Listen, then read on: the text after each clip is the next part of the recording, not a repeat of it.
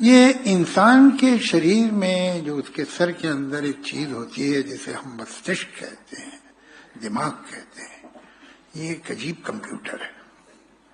ये हमारे जन्म लेने से पहले चलना शुरू कर देता है और फिर हम जन्म लेते हैं तो ये 24/7 चलता ही रहता है। हम सो जाएं, हम बेहोश हो जाएं, हमारा मस्तिष्क जो है, ब्रेन जो है, वो चलता ही रहता है।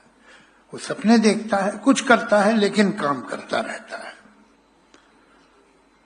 और कभी कभी जब हम मेडिकली डेड अनाउंस कर दिए जाते हैं, फिर रिवाइव होते हैं, तब भी वो चल रहा होता है। पूरे जीवन में ये जो ब्रेन है, ये एक ही बार रुकता है और पूरी तरह रुक जाता है जब आपको एक ऐसी किताब के बारे में बोलना पड़ता है जो आपने पढ़ी नहीं। अब अगर आप पुस्तक के बारे में नहीं बोल सकते तो फिर चॉइस ये होती है कि पुस्तक को लिखने के वाले बोलिए।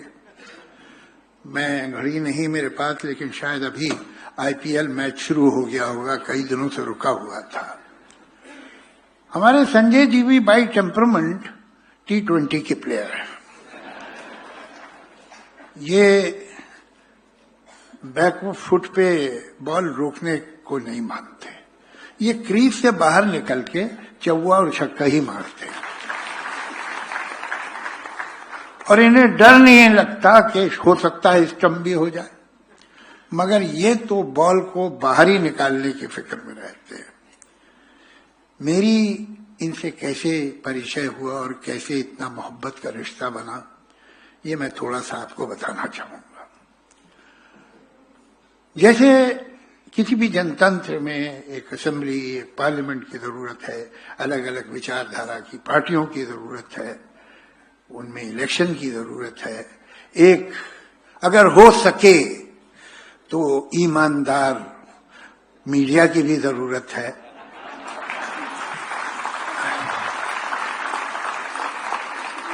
उसी तरह ऐसे नागरिक भी होने चाहिए जो किसी पार्टी के न हों।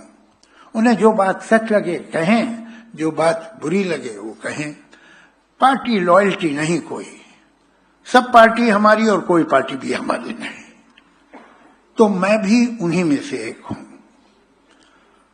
तो नतीजा क्या होता है कि अगर आप एक तरफ से बात कर रहे हैं तो एक ही लोगों को नाखुश करेंगे, लेकिन अगर हर तरफ से बात कर रहे हैं तो बहुत ज्यादा लोगों को नाखुश करते हैं। मैं कभी आप मिलिएगा अलग तो मैं दिखाऊंगा अपना आपको ट्विटर, अपना व्हाट्सएप, जिसमें मुझे दोनों तरफ से गालियां आती हैं।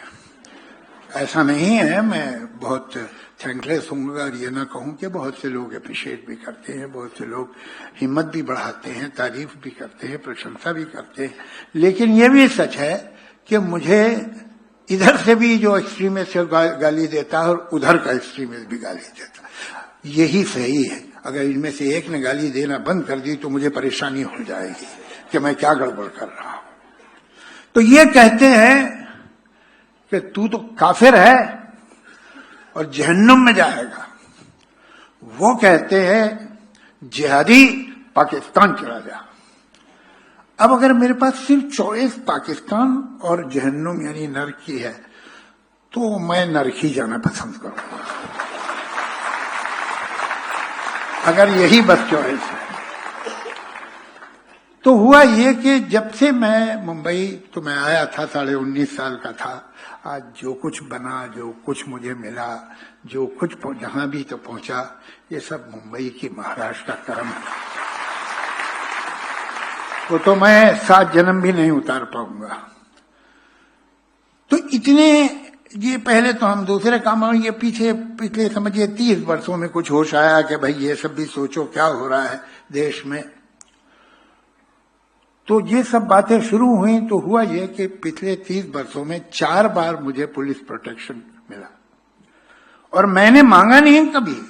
मैं जब घर वापस आया किसी रिकॉर्डिंग से, शूटिंग से, तो देखा पुलिस बैठी हुई है। तुमने भाई क्यों? तो कहने नहीं, वो हमें कमिश्नर साहब ने कहा है कि आपको थ्रेट परसेप्शन है तो हम आपको बिठा रहे हैं। 4 बार में से 3 बार मुझे मुल्लाओं की वजह से मिला। ये बिल्कुल रिकॉर्ड पे है।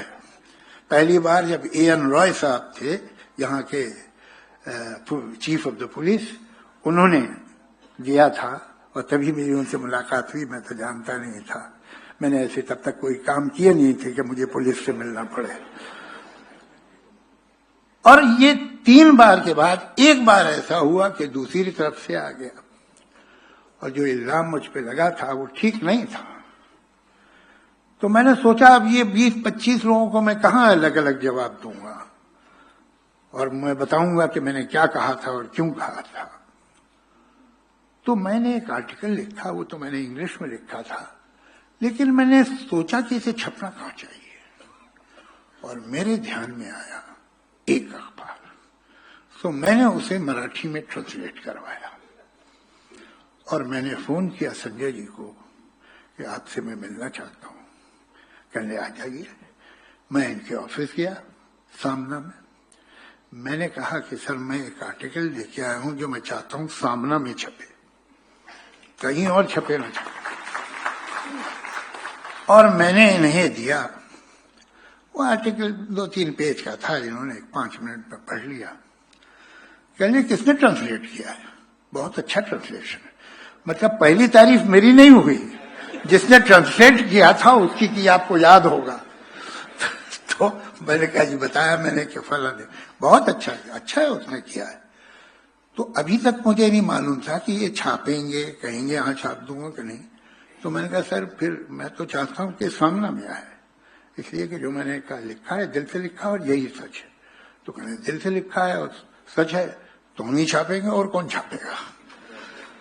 तो वो सामना में छपा। उसके बाद वो और भी बहुत जगह छपा जो बड़े बड़े पेपर्स हैं। लेकिन मैं आपको एक बात बताऊं कि हर पेपर ने, हिंदी के भी इंग्लिश के भी, मेरा एक सेंटेंस कहीं से काट दिया, एक पैराग्राफ कहीं से कम कर दिया। वो पूरा आर्टिकल सिर्फ सामने में छपा। ये सच। तो मैं तो इनका भक्त हो गया, आंखें खोल के, अंध भगत नहीं।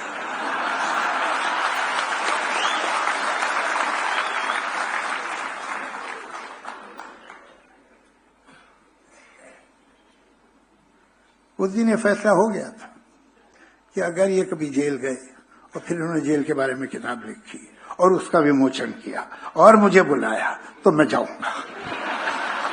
उसी दिन ये फैसला हो गया। क्या वजह क्या है? आप देखिए, अगर ये जेल का भी इतिहास बड़ा अजीब है। सारी दुनिया में न जाने कितनी बड़ी बड़ी किताबें जेल में लिखी गई हैं या जेल के बारे में लिखी गई। My Experiments with Truth, Mahatma Gandhi, discovery of India, Jawaharlal Nehru, Gulag Archipelago, Solzhenitsyn. Poetry भी बहुत जबरदस्त की गई है। एक वो है एडवर्ड किंग, उसने my poems in jail. Faiz Ahmad Faiz जो अनडिवाइडेड इंडिया का बहुत बड़ा पोएट था, वो उधर पाकिस्तान में रह गया, उसकी पूरी सजा भी मिली उसे। ज्यादातर जेल में रहा, नहीं तो देश निकाला मिला, बाहर रहा, बैरूत में, इंग्लैंड में, जहां भी। उसने जेल में बहुत बरस काटे और जेल पे बहुत कविताएं लिखी। मैं 2-3 लाइनें आपको सुनाता हूं कि कैसे उसने जेल की सुबह को डिस्क्राइब किया है।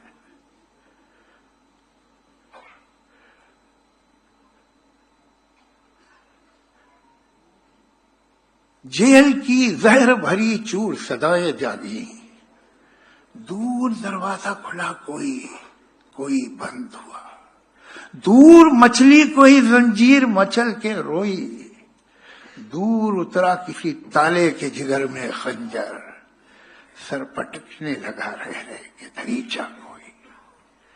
क्या डिस्क्रिप्शन, जेल की शाम, जेल में कैसे, तो बहुत सारी, बहुत बड़ा लिटरेचर। बच्चा कमाल तो ये है कि एक बैंक का क्लर्क था और उसको जेल हो गई किसी गलत इल्जाम की वजह से, 5 साल की जेल हो गई। वो सिर्फ क्लर्क था बैंक का, मगर जेल में वो राइटर बन गया और उसने दुनिया के चंद बड़े शॉर्ट स्टोरी राइटर्स में उसका नाम है ओ हेनरी। उसने अपनी जो शॉर्ट स्टोरीज हैं वो जेल में लिखना शुरू की और इतना बड़ा राइटर हो गया। क्या वजह है? ये जेल पॉलिटिकल लीडर्स के, राइटर्स के, पोएट्स की लाइफ में इतना इंपॉर्टेंट कैसे हो जाता है और उनका बहुत बड़ा कंट्रीब्यूशन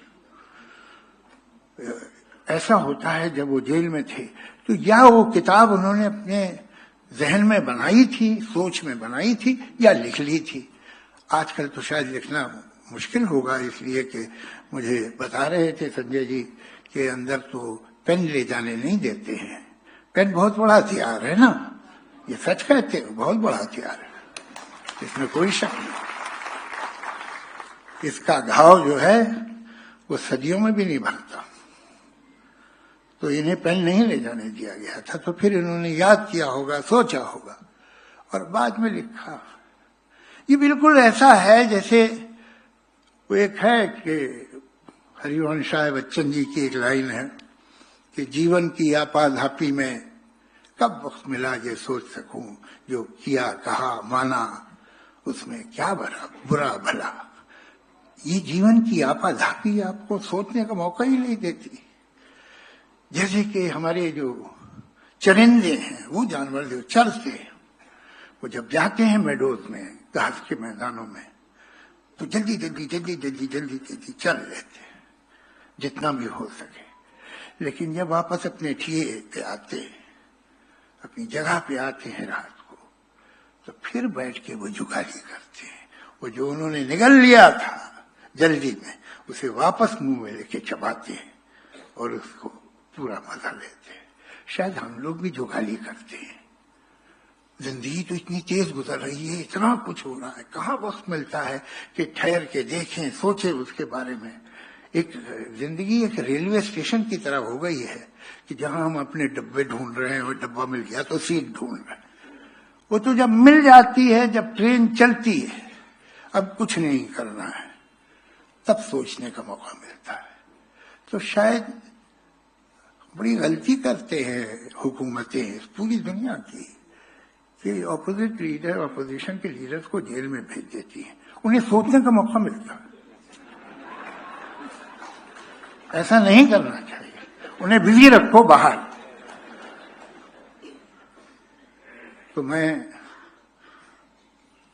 अब ये तो नहीं कह सकता कि संजय जी फिर आप जेल जाए तो फिर एक किताब लिखिएगा, लेकिन ये जरूर कहूंगा कि ये किताब लिख के आप हमारी कम्युनिटी में, राइटर्स की कम्युनिटी में आ गए हैं, तो अब हम उम्मीद करेंगे कि जेल के बाहर भी आप लिखते रहेंगे। धन्यवाद।